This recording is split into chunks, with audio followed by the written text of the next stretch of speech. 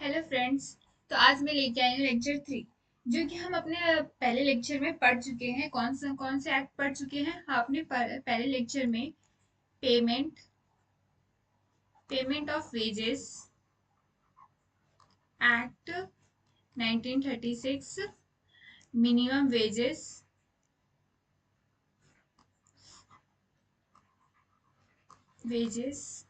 Act 1948, ये दोनों act हमारा कंप्लीट हो चुका। और इस वीडियो में हम दो एक्ट पढ़ेंगे, जो कि दोनों एक्ट है। एक bonus, payment of bonus, payment of bonus, and second one equal enumeration enumeration. ठीक है, तो ये हम आज दोनों एक्ट आज इस वीडियो में पढ़ने वाले हैं। और जैसे मैं आपको बता दूं कि इसमें पूरे 12 से 15 इस टॉपिक पे क्वेश्चंस आते हैं, और पूरा कंप्लीट मैं कराऊंगी आपको। यहाँ इस चैनल पे आपको कंप्लीट पीडीएफ नोट्स सब कुछ क्लास फ्री मिलेंगी। ओनली कहीं और जाने की जरूरत नहीं है, ओनली दिस चैनल। आपको सब कुछ यहाँ अवेलेबल है, हर सब्जेक्ट्स का आपको यहाँ मिलेगा। Important questions, practice sheets, quizzes सब यहाँ आपको नोट्स के साथ मिलेगा, जो कि मेरे टेलीग्राम पर मैं अपलोड कर दूंगी, वहां आपको मिल जाएगा। ठीक है, और यहाँ बिगनर बिगनर के लिए भी ये वीडियो बहुत बेनिफिशियल, जो बिगनर बच्चे अभी अभी स्टार्ट कर रहे प्रिपरेशन वो। और मैं इसमें पूरा थ्योरी पार्ट नहीं ले रही हूँ, जितना इम्पोर्टेंट है, जो इम्पोर्टेंट है एग्जाम के लिए, बस उतना ले रही हूँ। ठीक है, तो आप अगर मेरे चैनल पे नए होंगे तो सब्सक्राइब कर दीजिएगा, और लास्ट तक इस वीडियो पे बने रहिए। ठीक है, तो अब हम क्लास अपना स्टार्ट करते हैं। तो आज मैं पेमेंट ऑफ बोनस, जे कि बता दी, पेमेंट ऑफ बोनस एक्ट कराने वाली हूँ। तो आज हम इसका देख लेते हैं, इसका ऑब्जेक्टिव क्या है और ये सब क्या है क्या नहीं। और सारे एक्ट्स में एक एक करके करा दूंगी, और लास्ट में एक रिवीजन क्लासेस भी लूंगी, जो सारे एक्ट्स का इंक्लूडेड बस रिकैप रहेगा। हम सारे एक्ट्स को हम एक बार रिकैप कर लेंगे, ताकि हमें और अच्छे से बेहतर तरीके से याद हो जाए विथ ट्रिक्स के साथ। ठीक है, तो ये पेमेंट ऑफ बोनस एक्ट 1948, इसके 1948 का एक और एक्ट है। कौन सा था वो, जो हम पिछली क्लास में पढ़े हुए थे? तो वो minimum wages act, minimum wages act था वो। तो वो था, और वो जो कि हम पढ़ चुके हैं ऑलरेडी। अब हम पेमेंट ऑफ बोनस, बोनस क्या होता है?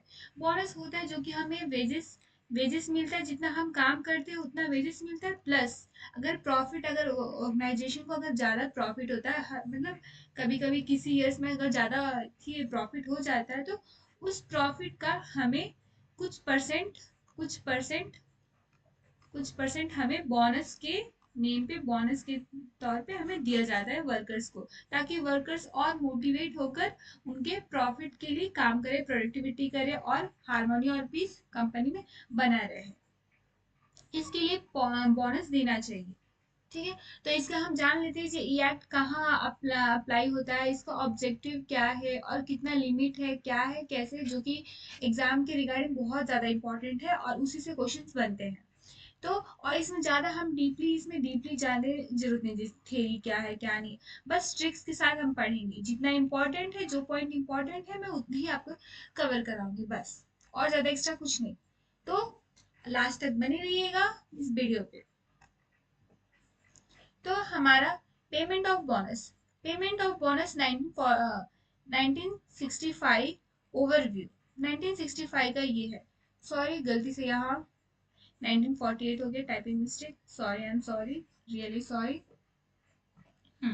तो 1965 का पेमेंट ऑफ बोनस एक्ट 1955 का 1965 का है। हमारा जब इंडिया इंडिपेंडेंस हुआ था, उसके बाद का ये एक्ट इंट्रोड्यूस हुआ था। इसका ओवरव्यू क्या है? ये 25 सितंबर को इनैक्ट हुआ था, और कमिंग टू फोर्स उसी टाइम हो गया था, उसी ईयर में हुआ था। बट मंथ तो हमें एग्जैक्ट पता नहीं, मंथ क्या है क्या नहीं है, मंथ नहीं पता हमें। बट उसी ईयर में हुआ था 1965। कोई भी अगर ईयर पूछेगा क्वेश्चन ईयर से रिलेटेड, तो 1965, बोनस से रिलेटेड 1965। ओके, नेक्स्ट इसका ऑब्जेक्टिव क्या है? ये क्यों मतलब ये क्यों आया है, क्या करने आया है, इसका ऑब्जेक्टिव, इसके रिगार्डिंग हमें ऑब्जेक्टिव क्या है? तो to provide statutory rights and employ for sharing profits earn by the employer. जो कंपनी प्रॉफिट अर्न किया है उस प्रॉफिट से कुछ परसेंट एम्प्लॉयज को भी उनका राइट बनता है देने के लिए, क्योंकि वो दिन रात काम करते हैं अपना किसके लिए, उस कंपनी के प्रॉफिट के लिए। तो उनके भी थोड़ा अगर प्रॉफिट उनको ज्यादा मिल गया, थोड़े से तो उनको बनता है ना उनका राइट। तो इसके लिए इसका ये ऑब्जेक्टिव है। तो it ensure that workers get a bonus as a reward. Reward type में हमारा सैलरी तो मिलेगा, जो सैलरी हमारा बेसिक सैलरी वो मिलेगा, प्लस ये रिवॉर्ड टाइप का, रिवॉर्ड बोलो या एज बोनस बोलो, दोनों सेम मीनिंग सेम होता है। For their contribution of company success. हाँ, जैसे कि मैंने बताया दिन रात काम करते हैं वो लोग, उनके लिए हार्ड वर्क करते हैं अपना, उनके सक्सेस के लिए अगर प्रॉफिट है तो थोड़ी तो उनके लिए बनता है। तो ये है उसके ऑब्जेक्टिव, पहले तो उनके राइट्स और एम्प्लॉय शेयर अर्न करना, और ये इंश्योर करता है कि किसको, किसी वर्कर्स को मिल रहा है कि नहीं मिल रहा है, ये इंश्योर भी करता है। तो ये है इस एक्ट का ऑब्जेक्टिव्स। और ये पर्पस क्यों आया है, वो तो मोटिव हो गया। हाँ, एक्ट का जो आया है उसका मोटिव हो गया, जो कि 1965 में ये रट्टा मार लो, 1965 ठीक है। 1965 में हमें बोनस बोनस के लिए 1965। तो अब पर्पस ये क्यों आया, ऑब्जेक्टिव तो उसका था, लेकिन क्या और क्या इसका एडिशनल बेनिफिट और क्या होगा, to maintain industrial peace and harmony. किसी का अगर किसी का सैलरी कम होता है और ऑर्गेनाइजेशन बहुत ज्यादा प्रॉफिट कमा रहा है, तो दोनों सैलरी अपना मतलब एम्प्लॉयर और एम्प्लॉयज दोनों एक दूसरे से लड़ पड़ेंगे कि हमें इतना सैलरी कम है, हमने आपके लिए काम किए हैं ये वो, या कोई जैसे दिवाली फेस्टिवल हो गया या फेस्टिवल, उनको थोड़ा कुछ बोनस चाहिए, क्योंकि उस टाइम में इन्वेस्ट मतलब परचेसिंग अपनी फैमिली को खुश करने के लिए, फेस्टिवल सेलिब्रेट करने के लिए उनको कुछ बोनस या प्रॉफिट होने, तो ये सब चाहिए होता है ताकि उनको और मोटिवेट करके हम अपने कंपनी के और सक्सेस के लिए उनसे और ज्यादा काम करवा पाए। ठीक है, तो ये हो गया पीस के लिए, जो कि इंडस्ट्रीज में पीस बना रहे और हार्मोनी अच्छे से काम हो इक्वालिटी के साथ। और to link profit and productivity, अगर हम प्रॉफिट उनसे शेयर करेंगे तो और हमारे लिए वो काम करेंगे, जिससे इनडायरेक्टली हमारा ही प्रॉफिट है उसमें, जो हमारे प्रोडक्टिविटी बढ़ेगा तो हमारा कंपनी ग्रो होगा, कंपनी ग्रो होगा तो हमें प्रॉफिट्स भी ज्यादा मिलेंगे, इनडायरेक्टली हमारे भी उसमें प्रॉफिट है। To ensure free fair distribution of profit between employer and employees. Fair distribution, कोई भी इसमें गोलमाल नहीं चलेगी, जो फेयर है, जितना परसेंटेज गवर्नमेंट ने अनाउंस किया है, maximum minimum 2%, minimum 20% and maximum आगे देखेंगे इस टॉपिक का, आगे देखेंगे तो जितना गवर्नमेंट ने परसेंटेज का सेट किया है लिमिट, उतना फेयर डिस्ट्रीब्यूशन होना चाहिए, ना उससे एक पॉइंट नीचे ना उससे एक पॉइंट ज्यादा, जितना है उतना मिलना चाहिए, फेयर डिस्ट्रीब्यूशन, कोई भी लीगली नहीं होना चाहिए। तो ये है उसका मीन। तो नेक्स्ट देखते हैं, और ये कहाँ कहाँ एप्लीकेबल होता है, ये एप्लीकेबल कहाँ कहाँ होता है ये भी हम देख लेते हैं। जब इसके ऑब्जेक्टिव देख लिए, पर्पस देख लिए, तो एप्लीकेबल कहाँ होता है, तो applies to every factor, factory, जो भी फैक्ट्री है उसमें ये एप्लीकेबल है, जहाँ एम्प्लॉय कहाँ 20 और मोर देन 20 से काम करते हैं ऑन ईच डे, तो वहाँ ये एप्लीकेबल होता है। और डूरिंग द अकाउंटिंग ईयर, ये सारे इंडस्ट्रीज में और फैक्ट्री में अप्लाई है, चाहे वो प्राइवेट हो या पब्लिक हो, हर इंडस्ट्रीज में।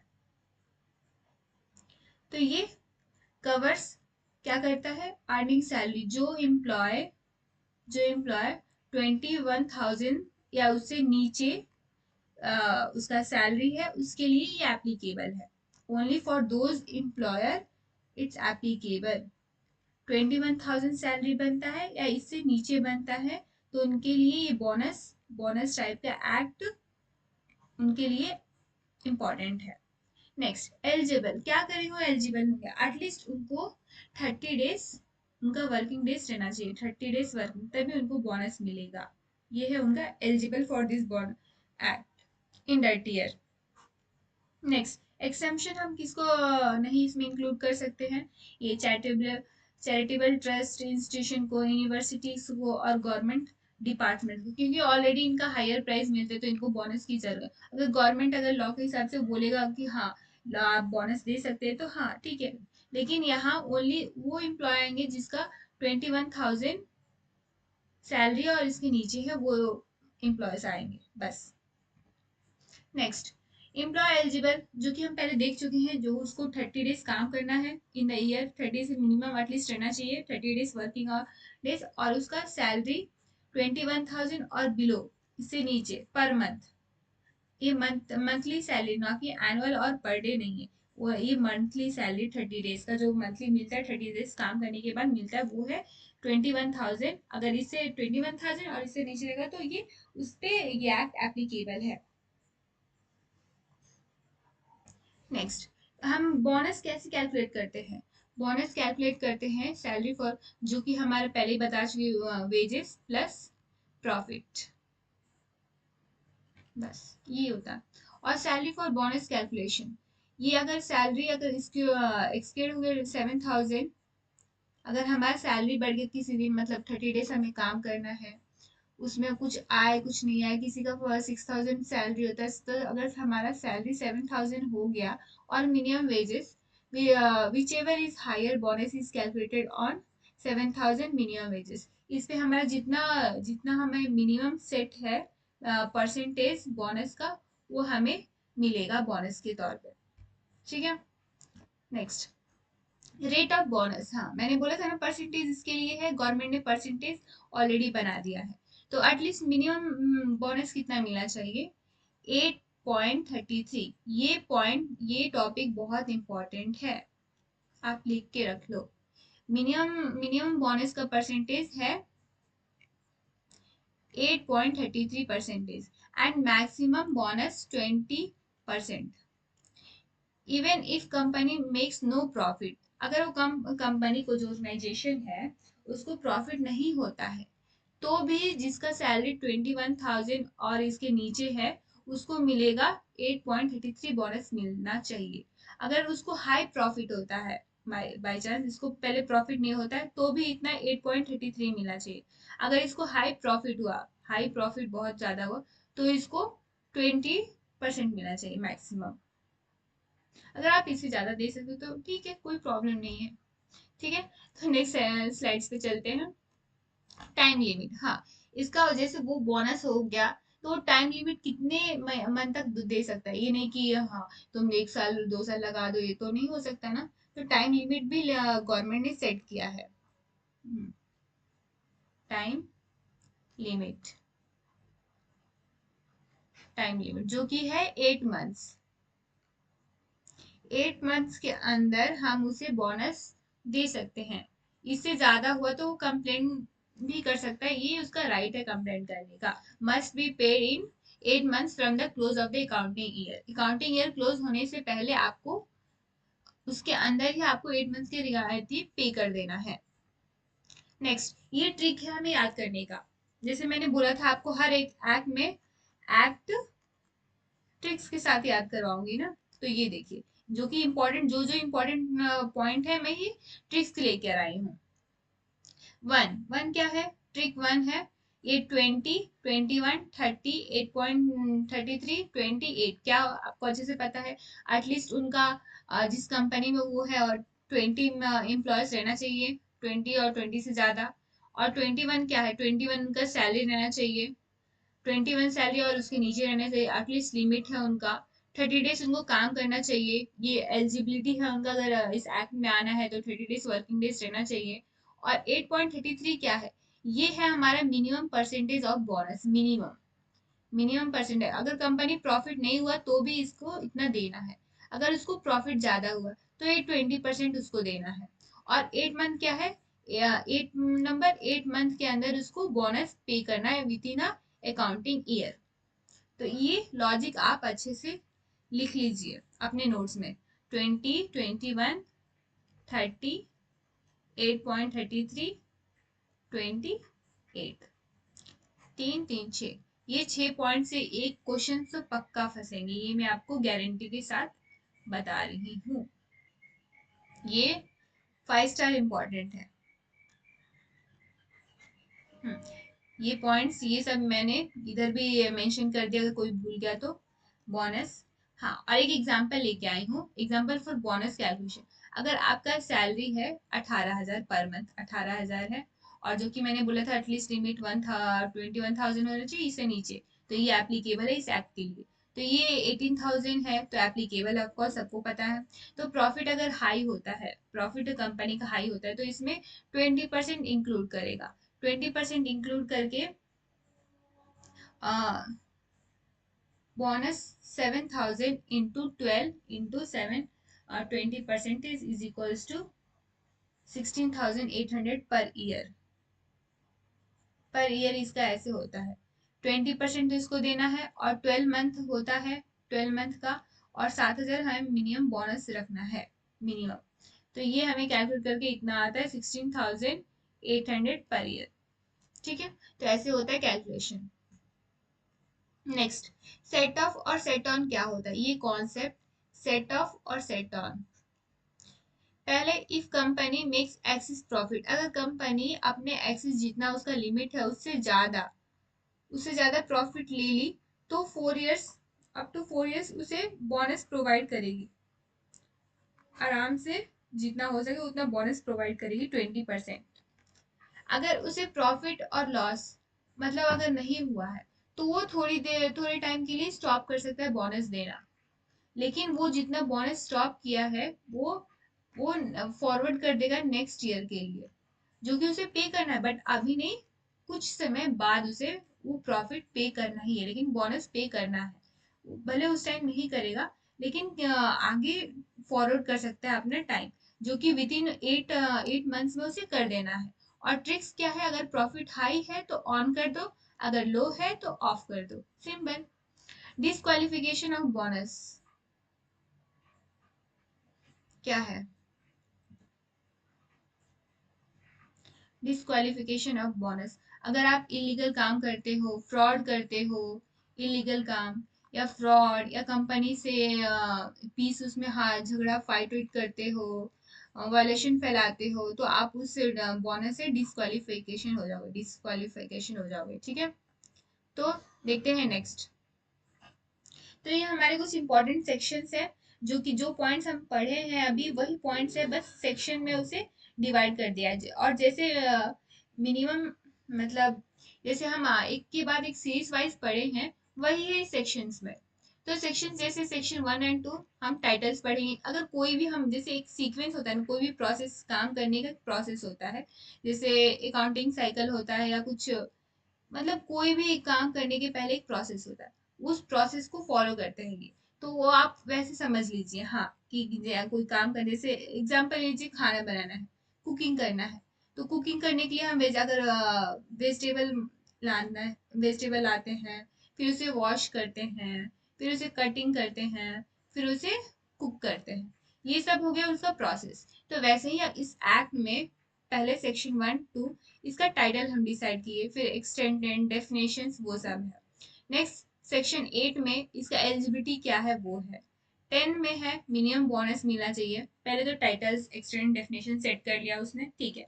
8 में एलिजिबिलिटी, 8 से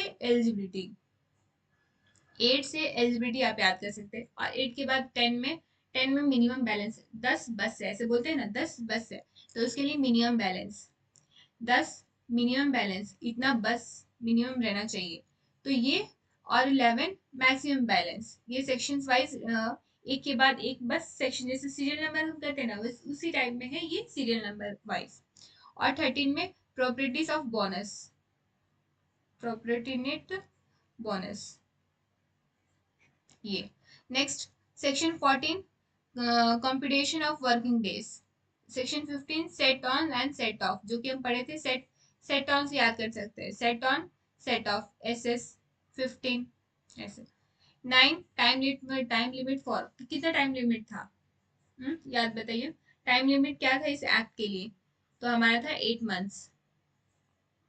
और section 20 to 22 inspection and penalty provision, अगर कोई इलीगल काम करे, अगर पकड़ा गया तो क्या पेनल्टी होगी, इंस्पेक्शन क्या होगा, इंक्वायरी क्या होगी, और जेल कितना होगा, वो सब बताना होगा। ठीक है, तो वो मेंशन है हमारे सेक्शन 20 and 22 में। Next important PY concept, PY concept, इस पे कॉन्सेप्ट पे आया था क्वेश्चन, जो कि मैंने बस क्वेश्चन से इधर किया, आप इसमें क्वेश्चन का आंसर दीजिएगा कमेंट बॉक्स में, इसका आंसर टाइप करके कर दीजिएगा, जिससे मुझे पता चलेगा हाँ कि आप फोकसली पढ़ रहे हो और आपका रिवीजन भी हो जाएगा। जो कि ये सब मैंने पॉइंट जो भी है इसमें वो सब मैंने एक्सप्लेन कर दिया है विथ ट्रिक्स के साथ, ठीक है। तो आप वो सब कमेंट करके बता दीजिएगा क्या क्या है। मिनिमम क्या, तीन छः, ओनली सेवन सेवन क्वेश्चन है ये। और ऐसे ही क्वेश्चन आएंगे, इतने सिंपल सिंपल ही क्वेश्चन आएंगे, ज्यादा ट्रिकी कोई नहीं आएगा, ठीक है। नेक्स्ट, तो ये हमारा पहला एक्ट कंप्लीट होता है, पहला कंप्लीट होता है जिसमें हम पढ़े उसका ऑब्जेक्टिव क्या था, पर्पस क्या था, टाइम लिमिट क्या था, कितना एलिजिबिलिटी है, minimum percentage of minimum maximum bonus का क्या था, कैसे कैलकुलेशन करते हैं वो सब। और उसके सेक्शन, इंपॉर्टेंट सेक्शन क्या है, प्रोविजंस क्या है, वो सब हम पढ़े। किसका पढ़े ये, पेमेंट ऑफ बोनस। और ईयर क्या है, हाँ ईयर बोली थी ना, रट्टा मार लो, 1965। नेक्स्ट, तो हम चलते हैं नेक्स्ट एक्ट पे, जो कि है इक्वल एनुमरेशन एक्ट 1976। ये 1976, इक्वल एनुमरेशन एक्ट 1976। तो इसका हम इसका भी जान लेते हैं क्या है, ट्रिक्स, ट्रिक्स और ऑब्जेक्टिव्स। इसका भी सिंपल है, बहुत इजी। ये एक्ट ना और इजी। इक्वल, इक्वल से आपको क्या लगता है बताइए, इक्वल में क्या होगा। इक्वल में हमारे जैसे इंडिपेंडेंस के पहले मेन एंड वुमेन में, मेन एंड वुमेन में बहुत डिस्क्रिमिनेट किया जाता था, बहुत डिस्क्रिमिनेट, जे मेन नीचे है, वुमेन नीचे है, मेन ऊपर है, इनको कम इनको ज्यादा, ऐसे मेन वुमेन कुछ नहीं कर सकती, मैन, ये सब बहुत डिस्क्रिमिनेशन पहले जमाने में बहुत कुछ था, जो कि अब उतना हम डीपली बात नहीं करेंगे। इक्वल एनुमरेशन में यही होता है जो उनको इक्वली वैल्यू हम दे रहे हैं, man plus women are equal, equal हम वैल्यू दे रहे हैं, यही है इक्वल एनुमरेशन एक्ट 1976। तो आगे देखते हैं, इक्वल एनुमरेशन ओवरव्यू, ये कब आया था, 11 फरवरी को आया था, 11 फरवरी को इनैक्ट हुआ था, और उसी ईयर में हम इसे फॉलो भी करने लगे 1976 में।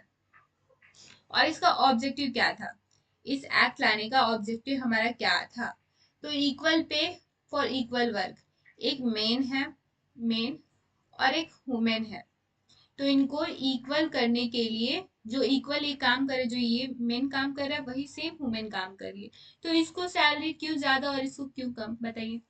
तो यही, ये जो डिस्क्रिमिनेट हो रहा था, तो इसी को खत्म करने के लिए हम ये एक्ट लेके आए हैं, जो कि दोनों को सेम, अगर सेम काम कर रहे हैं तो सेम सैलरी मिलना चाहिए, अगर डिफरेंट तो डिफरेंट मिलना चाहिए, ठीक है।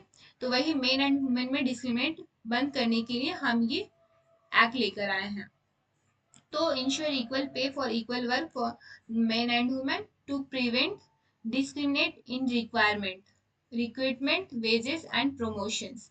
इनका, जैसे ये वुमेन है करके, इनका प्रमोशन भी नहीं कोई करता था, और वेजेस भी कम देते थे, और कोई रिक्रूट भी नहीं करता था, अगर कोई करता भी था तो कम सैलरी देता था, कोई रिक्रूट भी नहीं करता था, ना उनका प्रमोशन होता था, ना वेजेस अच्छे से मिलता था, बेसिस ऑफ जेंडर। ये बहुत डिस्क्रिमिनेट कर रहे थे पहले कंपनीज में, इसीलिए हम ये एक्ट लेकर आए हैं, जो इसका ऑब्जेक्टिव है टू प्रिवेंट डिस्क्रिमिनेशन, ये सब अच्छे से फॉलो कराने के लिए। और ये क्यों चाहिए था, ये क्यों, प्रॉब्लम क्या था उस टाइम में, तो वो भी हम डिस्कस कर लेते हैं।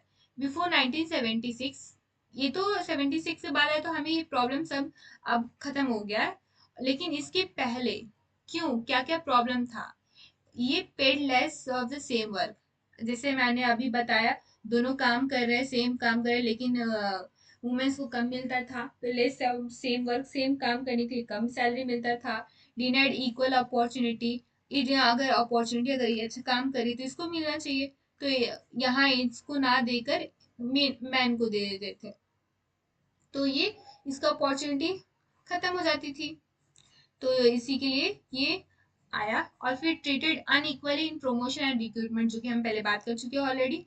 This act ensure fair treatment and pay equality for both gender, ये एक्ट हमारा है फेयर ट्रीटमेंट करने के लिए, men and women are equals, उनको फेयर ट्रीटमेंट देने के लिए और इक्वल पे करने के लिए, ना कि उनमें डिस्क्रिमिनेट करने के लिए, ठीक है।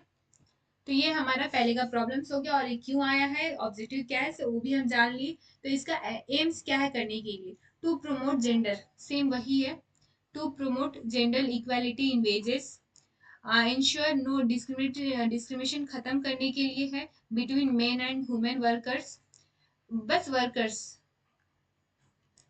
इक्वल अपॉर्चुनिटी दोनों के लिए, जो जो उस लायक है, जो उस कैपेबिलिटी है, उसकी एबिलिटी है, उसके हिसाब से उसको इक्वल अपॉर्चुनिटी मिलना चाहिए, चाहे वो मेन है या वुमेन है, ऐसा डिस्क्रिमिनेट नहीं करना चाहिए। तो प्रमोशन भी मिलना चाहिए उनको। Empower empower women economically and socially, उनको सपोर्ट करना चाहिए इकोनॉमिकल एंड सोशली, दोनों या वुमेन्स को सपोर्ट करना चाहिए इस एक्ट के थ्रू। ये एक्ट में इसका ये एम है। नेक्स्ट, ये एप्लीकेबल अप्लाइज कहाँ कहाँ होता है? एस्टेब्लिशमेंट, वेदर पब्लिक और प्राइवेट, ये दोनों जगह होता है, क्योंकि मेन एंड वुमेन तो दोनों जगह है, ऐसा नहीं कि प्राइवेट में है और पब्लिक में नहीं है, तो ये दोनों जगह एप्लीकेबल है, इसका कोई लिमिट नहीं है, चाहे ऑर्गेनाइज्ड हो या अनऑर्गेनाइज्ड हो, all employ, skilled unskilled, supervisor, manager, clerical etcetera, सारे सारी जगह ये एप्लीकेबल है अक्रॉस इंडिया, फुल इंडिया में, मेन एंड वुमेन का। नेक्स्ट, इसके की प्रोविजन, जो इम्पोर्टेंट प्रोविजन है, ये बहुत इंपॉर्टेंट बन जाएंगे हमारे। तो की प्रोविजंस क्या क्या है? Equal pay for equal work, section 4 जो कि हम पढ़ लिए हैं, section 4। No discrimination in recruitment, ये सेम वही पॉइंट्स जो कि अब हमें पढ़े ना, सेम वही पॉइंट रिपीट होंगे। Employer must equal remuneration men and women doing the same और similar work, no gender based and wage discrimination allowed, बस, इसमें कोई डिस्क्रिमिनेशन अलाउ नहीं है। इक्वल एन्यूमरेशन मिलना चाहिए मेन एंड वुमेन को और सिमिलर वर्क के लिए, सिंपल। नो डिस्क्रिमिनेशन रिक्रूटमेंट, अगर रिक्रूटमेंट जैसे हमारा इंटरव्यू होता है, जॉब के लिए सेलेक्ट करते हैं, तो उसमें कोई भी डिस्क्रिमिनेट नहीं होना चाहिए। Employer can not be discriminate between men and women during the recruitment, training, promotion and transfer, इसमें नहीं होना चाहिए। ये जो कि है ये सेक्शन 5 में है। नेक्स्ट, एडवाइजरी कमेटी, हाँ, इसके लिए हम दो, पहले के दो एक्ट में इंस्पेक्टर अपॉइंट होता था, फिर कमेटी थी एक, फिर एडवाइजरी कमेटी थी, लेकिन इसमें ओनली एडवाइजरी कमेटी ही है अपॉइंट हुई, जो कि सेक्शन 6 में है। और ये क्या काम करती है? Increase employment opportunity for women, women के लिए और जितना हो सके और इंक्रीज अपॉर्चुनिटी करती है, और ज़्यादा से ज़्यादा यह अपॉर्चुनिटी उनके लिए लाती है। और recommended measures for equality to work, equality रखती है, जहां उनके साथ डिस्क्रिमिनेट ना हो पाए, इक्वलिटी मेन एंड वुमेन्स में इक्वलिटी रहे, इसका ये ध्यान रखती है committee. Next, duties of employers, जो एम्प्लॉयर बॉस है उनका ड्यूटीज क्या है? ये तो ये वर्कर है, ये वर्कर है मेन एंड वुमेन, इनके ऊपर जो बॉस है इनका, वो एम्प्लॉयर होता है, ये एम्प्लॉय है, ये एम्प्लॉय है, और ये एम्प्लॉयर है। तो ये एम्प्लॉयर का रोल क्या है? Employer must be maintain register record from main and women workers, ensure equal payment for equal work, इसका ये रोल है। अगर ये नहीं करते तो आप उसके अगेंस्ट कंप्लेन कर सकते हो, ये आपका राइट है।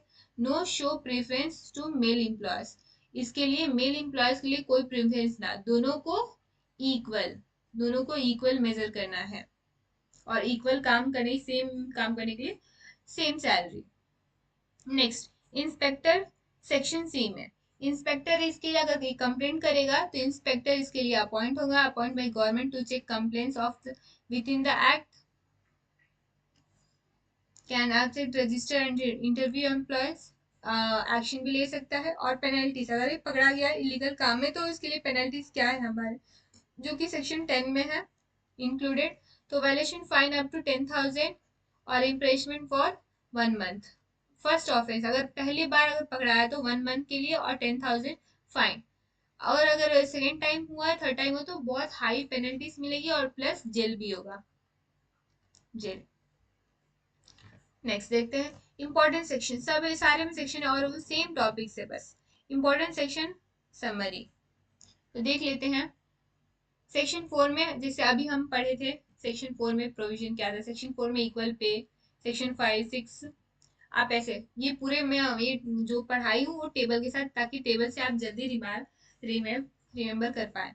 तो 4 5 6 और एक 7 यहाँ मिडिल करके 7 छोड़कर यहाँ 8 9 10 ऐसे नंबर से याद कर लीजिए, 4 5 6 8 9 10। और यहाँ क्या है, पहले हम क्या पढ़े थे, equal pay for equal work, फिर जेंडर नो डिस्क्रिमिनेशन रिक्रूटमेंट के लिए, फिर कमिटी अपॉइंट होती है, फिर कमिटी क्या देखती है, उनके लिए मेंटेन रजिस्टर होता है, उसके बाद इंस्पेक्टर आता है, फिर पेनल्टी देते हैं। ऐसे आप स्टोरी बना के पढ़ लीजिए। जैसे पहले हम इक्वल वर्क के लिए इक्वल पे करेंगे, फिर उसके बाद नो जेंडर डिस्क्रिमिनेशन रिक्रूटमेंट, पहले तो वो देगा, ठीक है, पहले कोई भी इक्वल पे करेगा, फिर वो आएगा इंसान अपने जॉब के लिए आएगा, जॉब में जो कमेटी है, कमेटी आएगी, वो कमेटी उसके लिए रिकॉर्ड बनाएगी, रिकॉर्ड बनाने के बाद, रिकॉर्ड रजिस्टर बनाने के बाद एक इंस्पेक्टर भी उसके लिए अपॉइंट करेगी, अगर कुछ उसके साथ गलत होता है तो ये उसे बता पाए, फिर अगर इंस्पेक्टर गलत काम में किसी को पकड़ लिया तो उसके लिए पेनल्टी मिलेगी। आप ऐसे स्टोरी बना के याद कर सकते हैं, ठीक है। देखिए तो कितना इजी हो गया, ऐसे आप अगर ऐसे आप पढ़ेंगे हर एक एक्ट को तो कितना इजी हो जाएगा। तो चलते हैं नेक्स्ट पे। तो ये ट्रिक्स भी आप फॉलो कर सकते हैं, जैसा आपको याद हो वो ट्रिक्स फॉलो कर सकते हैं। ये 4 क्या है, 4 हमारा सेक्शन 4 है equal pay. 5 no discrimination in recruitment जो कि अभी हमने पढ़ा, 6 में ये है। फिर यहाँ 8 छोड़कर इंस्पेक्टर, इसमें क्या था, 8 में क्या था, सेक्शन 8 में क्या था हमारा, मेंटेन रजिस्टर, मेंटेन रजिस्टर था। और 9th में इंस्पेक्टर, और 10 में पेनाल्टी। बस। नेक्स्ट, की points for UPSC EPFO exam. ये की पॉइंट्स है इस एग्जाम के लिए जो कि इंपॉर्टेंट बन सकता है, इंपॉर्टेंट ही है। ईयर हम पढ़े थे 1976 में। ऑब्जेक्टिव क्या है, इक्वल पे फॉर इक्वल, ये इसका मेन ऑब्जेक्टिव है, मेन ऑब्जेक्टिव। अप्लाइज कहाँ होता है, ऑल सेक्टर में, ऑर्गेनाइज हो या अनऑर्गेनाइज, प्राइवेट हो या पब्लिक हो, दोनों में। गवर्निंग बॉडी क्या है, central government and advisory committee, दोनों इसे इनैक्ट करते हैं। Equal pay provision, equal pay provision कौन से सेक्शन में है, सेक्शन 4 में है। पेनल्टी कहाँ, हम कितना पेनल्टी पे करेगा, अगर कोई इलीगल काम में पकड़ा गया तो पेनल्टी कितना देगा, तो फर्स्ट टाइम में, अगर फर्स्ट टाइम पकड़ा गया तो कितना देगा, 10,000, 10,000 प्लस उसको 1 मंथ की जेल होगी, 1 मंथ जेल।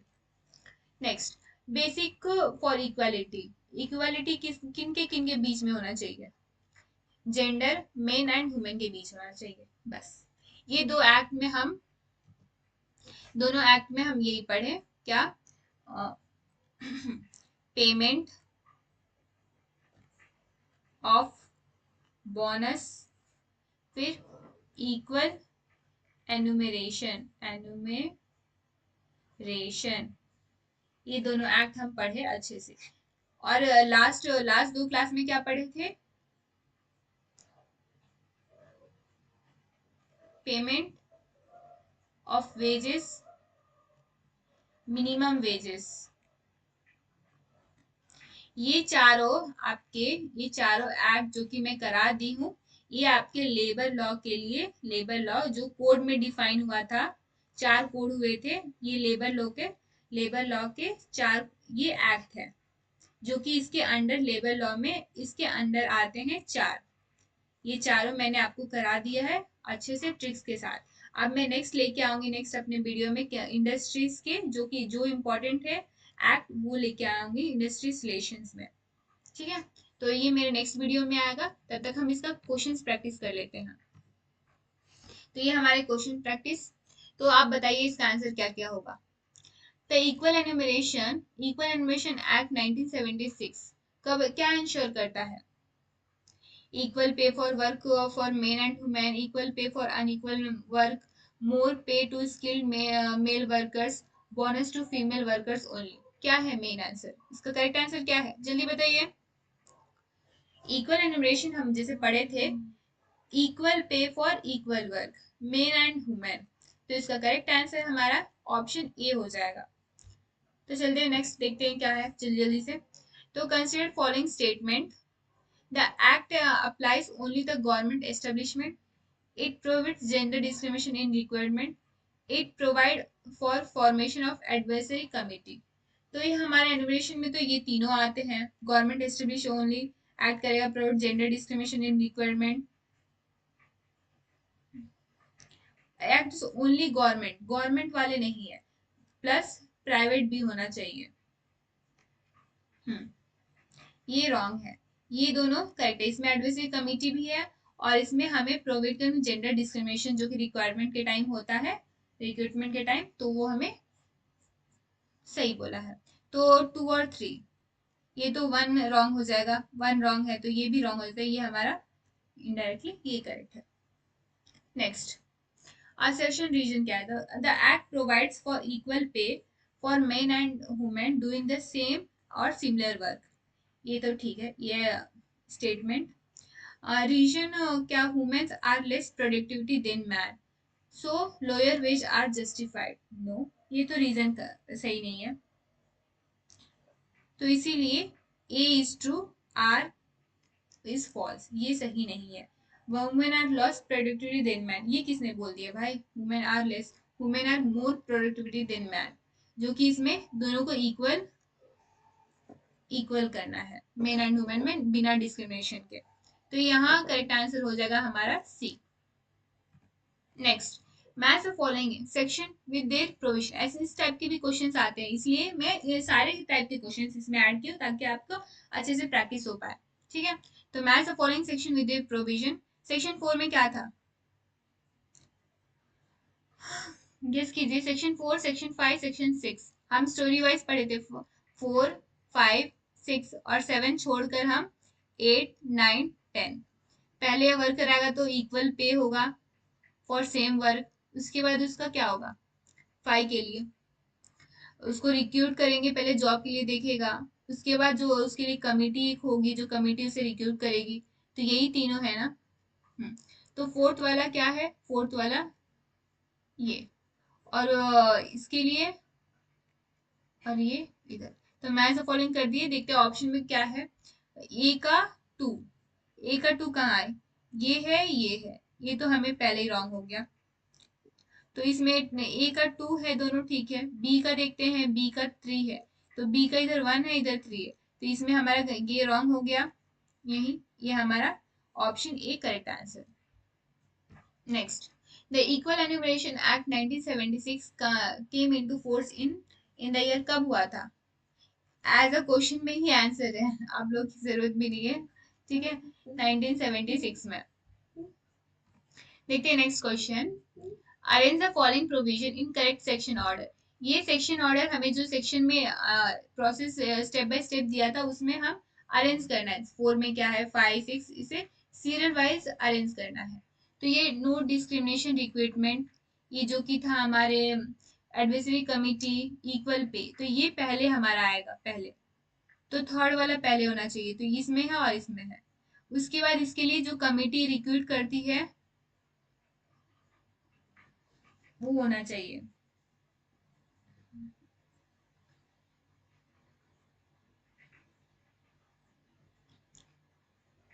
पहले तो उसको रिक्रूट करना चाहिए, और जो कि रिक्रूट कौन करेगा? एडवाइजरी कमेटी करेगी। तो ये हमारा हो गया 3, 1 and 2। Next, same work for work similar nature means, same work और वर्क ऑफ सिमिलर नेचर क्या होता है इसका मतलब? Work that requires similar skill, effort, responsibility, work performed under identical working condition, work that is exactly identical, work done by both gender equally. तो work equally gender की तो बात ही नहीं है, same work, work of similar nature, इसमें हमारा skill, effort and responsibility लगती है जो कि सिमिलर होती है। अगर दो काम है, अगर दोनों सेम है तो हमारा same similar skill and effort और रिस्पॉन्सिबिलिटी होगी। तो हमारा यहाँ करेक्ट आंसर हो गया option A. Next, Ravi and Reena both work as a accountant in a same company doing identical work. Ravi earns 25,000, एक रवि है मेल और एक फीमेल रीना है, ये सेम, दोनों सेम काम कर रहे हैं, जो कि अकाउंटेंट है, ये भी अकाउंटेंट है, ये भी अकाउंटेंट है, तो ये 25,000 इसे सैलरी मिल रहा है पर मंथ का, और इसे 20,000। क्यों? जब दोनों सेम काम कर रहे हैं तो दोनों को इक्वल मिलना चाहिए ना। तो इसको 25,000 क्यों मिल रहा है, इसे 20,000 क्यों मिल रहा है। तो विच provision of equal enumeration act is वॉलेटेड, इसके ये दोनों का कौन सा इस सेक्शन वॉलेट किया है, कौन सा। तो equal pay for equal work, ये सेक्शन ने इसे नहीं माना है, फॉलो नहीं किया है, तो ये हमारा करेक्ट आंसर हो गया। जब दोनों सेम काम कर रहे हैं तो इसे भी 25,000 मिलना चाहिए ना, या अगर इसको 20,000 मिल रहा है तो इसको भी 20,000 मिलना चाहिए, दोनों को सेम होना चाहिए। जितना भी दो आप, अगर दोनों का सेम काम है, सेम रिस्पॉन्सिबिलिटी है, तो दोनों को सेम मिलना चाहिए। तो हमारा यहाँ क्वेश्चन होता है ओवर। तो हम मिलते हैं मैं नेक्स्ट वीडियो में, और ये वीडियो कैसी लगी आप मुझे जरूर बताइएगा। और एक बार थोड़े मेरे मतलब ये वीडियो ज्यादा बच्चे तक पहुंच जाए, उसके बाद हम लाइव क्लासेस भी लेंगे।